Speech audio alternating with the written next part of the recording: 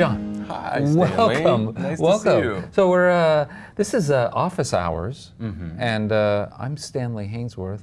John Criscitello. Criscitello. And I first of all, I'd like to apologize. We have this thing where we have to start off everyone with a song. So it has to be a song about you too. So it's are you ready? I'm ready. John Criscitello, not so mellow, artist, agent, and provocateur. Okay, I think that's enough of the song portion of this. Bravo. Thank you, John. Hey, God. John, you know Adam's apples. Look at this. Look at this. Mine is prominent, and I noticed that you have an etching around your Adam's apple. And look at this. Watch my Adam's apple. Watch this. Oh my goodness. Mine would just be, nervous. Well, when people ask, Tinder there? Yeah. When people ask what the worst place to get tattooed is, I always point here. Because like having a box cutter drawn across your Adam's apple.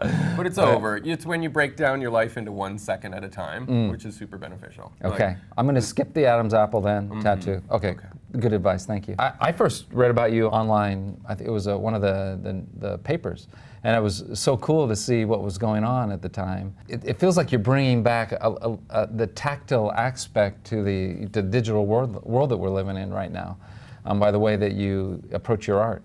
Yeah, there's something, I think we go through these cycles, but I feel like hand work is definitely making its entrance back in. Like people are interested in this sort of tactile, being able to touch something that's real. Working in the computer sometimes can be this sort of, I always think of George Jetson, remember that was his job? Yeah. Just pushing the one button, this is my job, this is my job. And for artists, I think I believe, especially for visual artists, it's a holistic, you're an artist holistically, from your toes to the top of your head. So sometimes you gotta move. As a fine artist, it's interesting because you can do whatever you want.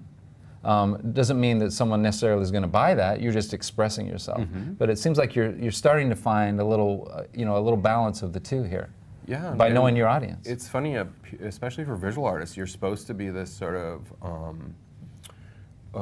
toiling in obscurity until you die. Like that's the romantic notion of it. Until they throw your syphilitic body in a pit, and that's the end of you. Like, do you know what I'm saying? That's not true. That's not true now. It doesn't have to be true because you don't just have to be secluded in some garret, where nobody's ever going to see you. What is your relationship with utility boxes? I feel like they're the most unsung heroes of architecture in the city, and if you start to when you start to notice them, you notice them. And as I'm passing by, I'm like, oh, there's a perfect one, right? It's almost this. It's like Kubrick, like this monolith, just ready.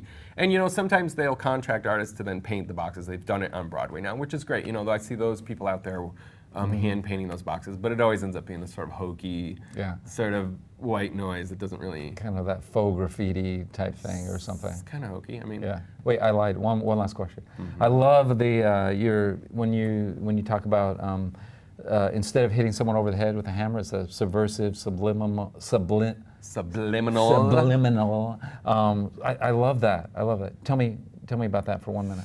I like to have layers of meaning, like peeling away the onion a little bit. Because anyone can just do shock value. Oh, shock is easy. Go stand I on can the do street shock naked all day. and- You should read my Facebook feed. It's people are like, shit. I mean, shock. It's easy to do that. It's harder to make people think. Yeah. I mean, you can utilize that initial shock value, but there has to be something underneath that. Otherwise, you're really just being a jerk. I don't want to be a jerk. I want to make people think, and I want to have fun. Yeah, I love that. Well, thank you so much for coming. Stanley. It's been a pleasure to be here. Look at this beautiful skyline. All right, thank you.